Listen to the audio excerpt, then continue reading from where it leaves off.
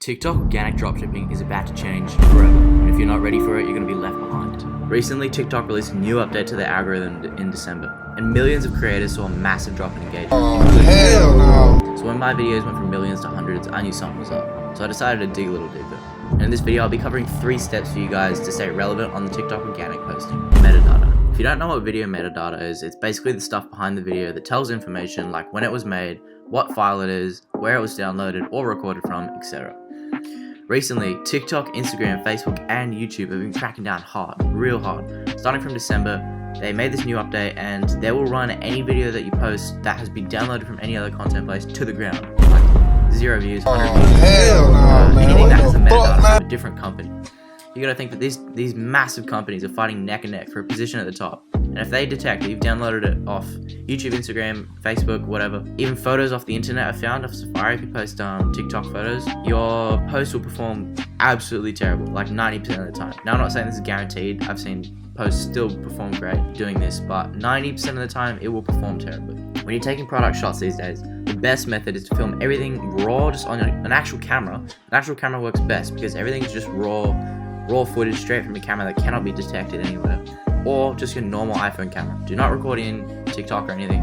Record it just in your actual iPhone camera. And then what you want to do is you want to edit everything on your computer or inside of CapCut, which means it'll ensure that nobody knows, no companies can trace that you've posted on TikTok, Instagram, or YouTube. Don't edit them in those platforms. Just edit it in CapCut and then you can post it to all those platforms easily. Now in terms of stolen content and product testing, you can put it into CapCut first because I know a lot of you guys want to test a product and you don't want to buy it first. You want to steal content, which isn't always a bad thing. But the best thing to do is download several different clips from 7 different people. And then what you want to do is take all those videos, make sure you download it with Snapseed. Chuck it all into CapCut, edit it up into your own new video with several different clips from several different videos, and then export that video in CapCut. And that should remove a lot of the metadata, but it's not guaranteed. TikTok's algorithms have gotten really good lately, so they can still detect it, very advanced, but a lot of the time it definitely works. The video engagement might be a little bit less, but you can definitely still test products great like that. I've done it before, it works fine. So I'm not saying your videos will perform trash every time, but from my experience and experience with friends around me, we've all got accounts ranging from 30k to 200k followers on TikTok, all massive accounts, and we've all noticed this trend since December, and it's just been a massive hit in the face, especially last December since it was the holiday season. Literally everybody had a hard time going viral that entire month. I don't think I got a single viral video that entire month, which is really unlikely. I normally get ones every once or twice a week, a couple mil up per video.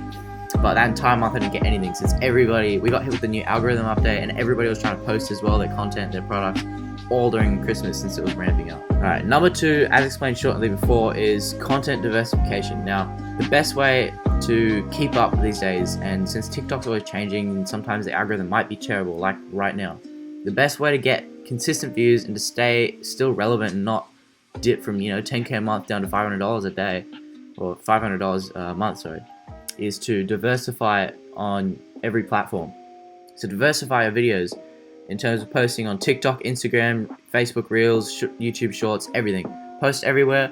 And that way if TikTok goes down or Instagram goes down, like in terms of the videos stop promoting well, you're still covered by the rest of these platforms and they're still going to keep you running in terms of, keep you stable. It's definitely more consistent, more stable, but it's still not as good. But yeah, you'll also see a massive spike in sales once you get them all running because you'll be getting flow and views and viral videos from all these different places all at once. And the last point is paid advertising. Paid advertising is also a great way to get consistent sales because if you're experienced with organic like me, you'll know that organic can be a bit of a pump and dump sometimes, going from I've gone from nearly 10k a month to just $500 a month on some of my organic stores because some days you'll have stacked up 1 million views, like stacked up videos all throughout the month, just pumping, and then all of a sudden, boom, it just drops, cooked. That's what happened to me in December. Was not going through a good time, but it's all good. We're picking back up, we're running it back up. This is where paid advertising can come in, since advertising brings an element where it's somewhat more consistent and more strategic. It's not just random, TikTok organic you still get viral because of the videos you're posting, but a lot of the time it's just probability, not luck, probability, because you put yourself in the position where you have the chance to get a viral video and you post consistently, you're pretty much guaranteed to get one, but you never know. That's where paid advertising comes in. It's a lot more formulated. Like, you just do this, you do that, boom, you get this result. It's kind of like math.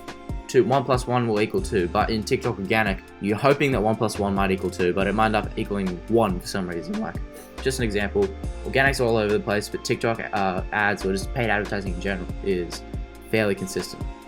And once you crack the code, you can just stay consistent with it and run it up and scale up, which is the great thing about it. So TikTok ads right now is one of the best and new ways to advertise. All you have to do is find the right product. The right product that works for TikTok ads is anything that's really flashy, anything that gets people's attention, anything that can explain itself without you having to put any text on the screen. If you want to advertise on TikTok paid, it needs to be a product that you don't have to explain at all. Something that you can literally just show a photo or a video of, and it would explain itself to the customer.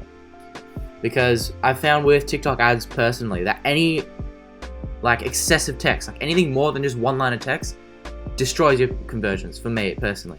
You just want one thing, one line of text, maybe the hook at the start that says TikTok maybe buy it, and the rest of the video is just the product explaining itself without having to do anything that catches attention. Now, just because your product is working organically does not mean it'll work paid.